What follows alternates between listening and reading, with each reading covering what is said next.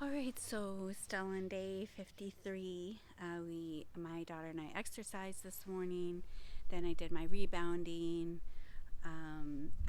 Later on, I'll talk about like what I eat, which is mostly protein and fruit. But this is probably the most important part of my day is my devotional time. It's time where I reground myself, where I recenter on what's important and what I need to focus on. Because, when you get a diagnosis of cancer, there's a lot of things that go through your head. Um, am I going to die? Right? That's the biggest thing is, am I going to die? I remember after we did 2 prayer circles, one day I was out watering my plants and my little 9-year-old came up to me and she said, Mommy, are you going to die? And it broke my heart.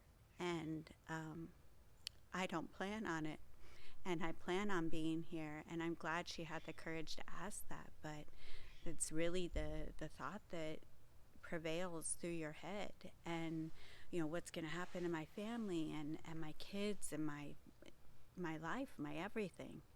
So having this devotional recenters myself into positive thinking and what I feel and coming to terms with or finding your higher power, whatever that is for you, so that you can connect there and you can know that there is joy at the end of this. There is healing. And there are miracles. And I pray for miracles. I expect miracles. And I really wake up every day feeling blessed and grateful for all of the things that I have. That's one thing cancer does for you is you all of a sudden become grateful for all the little things that you were never grateful for before. Being able to do my daughter's hair, give her a bath, before it might have been a pain in the butt. And now when I get to do it, I'm so grateful that I have that time with her. So also, I feel like you cry all the time. And a lot of it's happy tears, but it's an emotional time. It's okay to be vulnerable, and I think that's how things change in your mind and in your life when you are able to be open and vulnerable. So, a few of the books that I read and then I journal also during my devotional time is Jesus Calling. It is a devotional for women. Obviously, I am a woman, but anybody can read it. And then Be Cancer Daily, and this was written by a guy who went through cancer. And then my lovely sister bought me this beautiful journal that I've journaled every day in, which every day I think, okay, I'm going to journal a lot today. I just need to say a few words. And I get on there and I write pages because there's so much going on in my mind.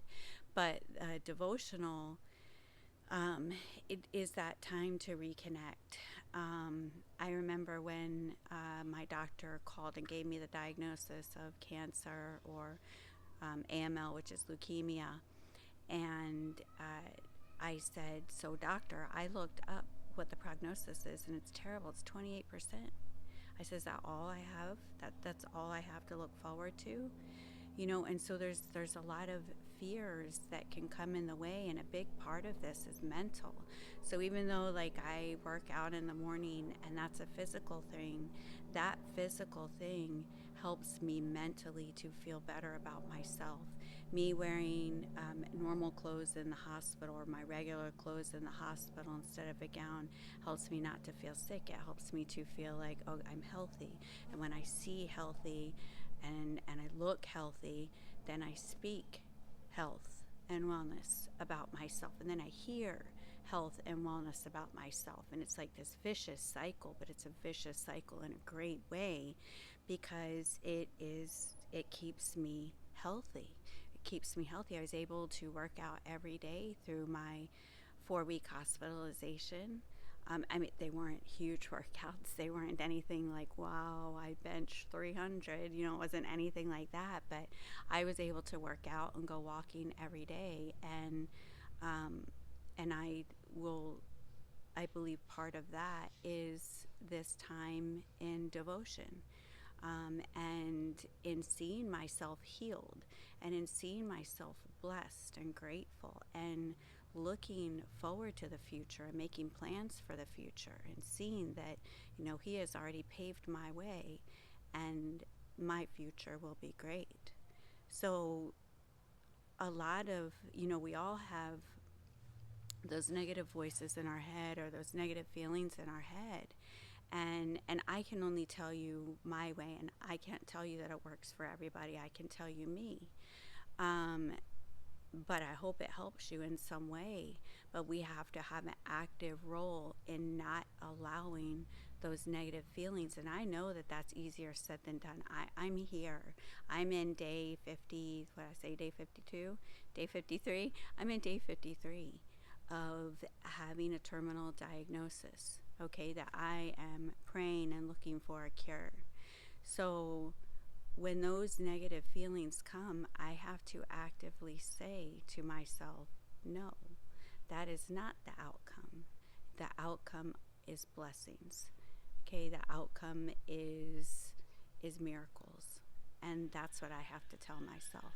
I have a beautiful friend who did some stickers for me. Losing is not an option. And she put my leukemia ribbon here with my name. And there's birds flying out of the leukemia um, feather or ribbon. And that I visualize that as me being free of leukemia when that time comes, because I know that time is coming.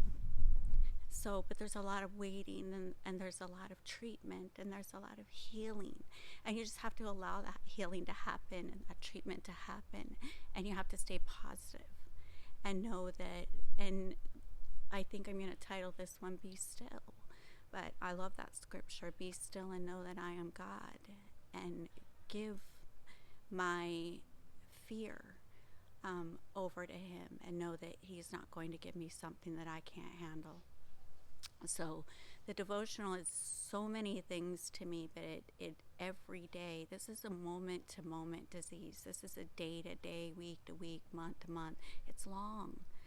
And to stay strong for the, to have longevity in this, and to have positivity for a long period of time, you have to come up with rituals that are going to keep you healthy. My morning ritual is about 3 hours where I take care of myself, I exercise, I do my rebounding, I do my devotional, and I eat very healthy. I eat very clean. I don't eat any sugar.